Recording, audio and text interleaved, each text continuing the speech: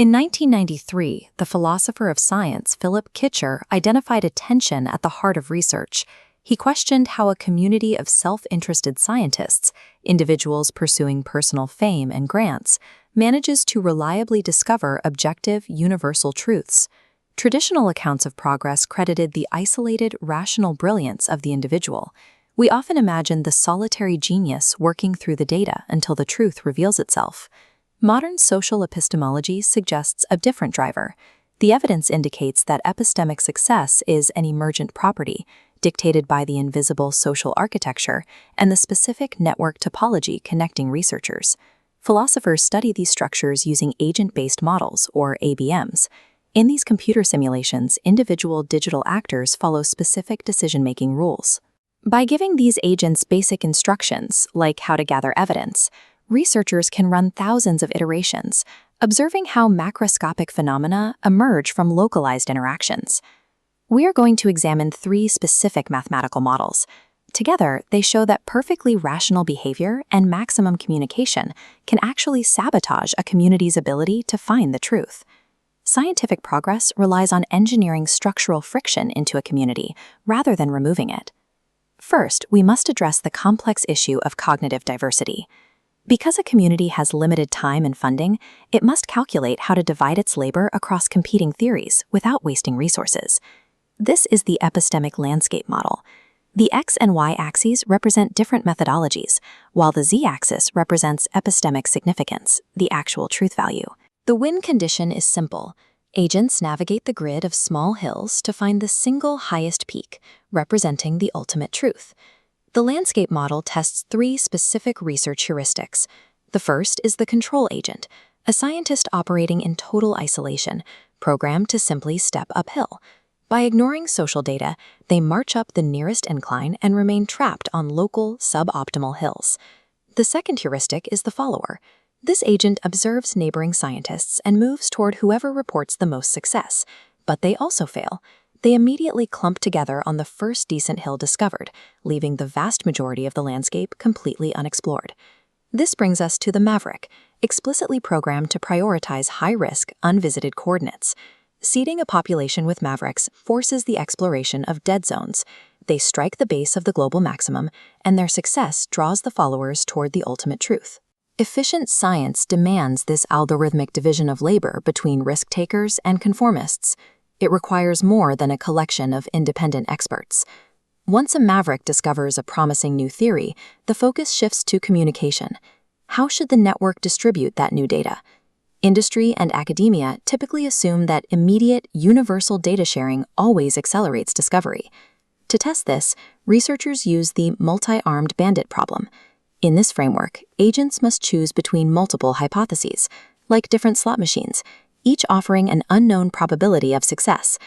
The bandit model highlights the choice between exploration, testing unproven ideas, and exploitation, committing resources to the current best idea.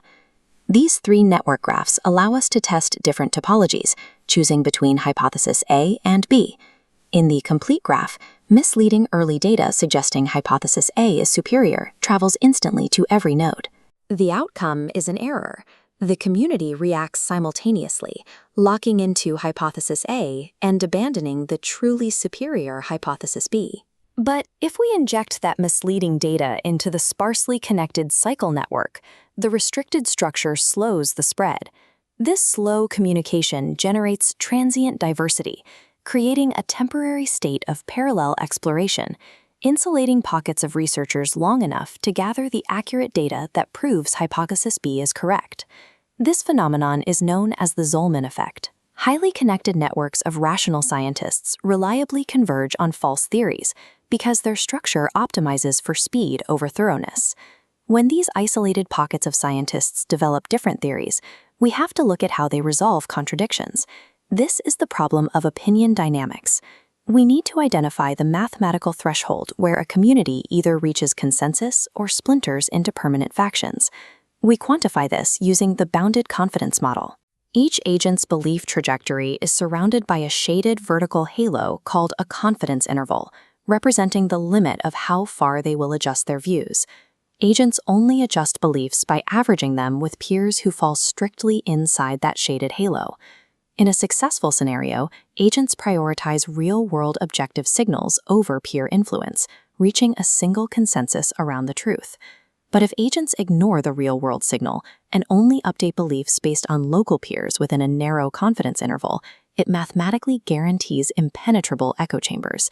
The graph fractures into distinct parallel bands that never interact. These simulated agents contain no programming for bias or malice. They are simply adhering to their programmed rules for processing data. In this model, deep polarization appears as a mechanical inevitability of narrow confidence intervals, occurring regardless of the objective data available. Long-term scientific polarization emerges as a structural symptom of network design, a consequence of how information flows rather than a failure of researcher character. This raises a core question of trust. Why use these simplified, abstract simulations to explain the complexities of real-world science?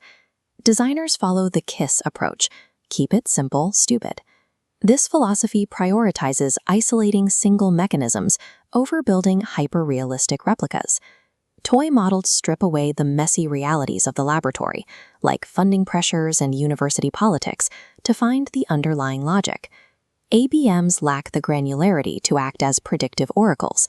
They cannot forecast a specific breakthrough in quantum mechanics or virology. Instead, they provide what philosophers call how possibly explanations. These models demonstrate that a specific set of preconditions has the mathematical capacity to produce a phenomenon, even if real-world noise is excluded. By isolating a single variable, like connectivity, the simulation proves that a specific mechanism can cause systemic lock-in or polarization on its own. Agent-based models act as theoretical X-rays, stripping away human narratives to reveal the structural skeleton of scientific inquiry. These distinct models, the landscape, the bandit, and the bounded confidence thresholds, form a composite picture of scientific progress.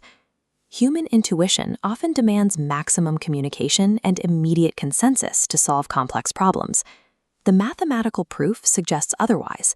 A healthy scientific ecosystem requires isolated mavericks, slow communication, and transient diversity to function correctly.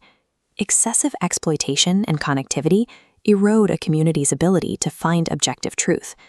Epistemic friction is the core structural necessity that allows a community to successfully navigate the difficult road to discovery.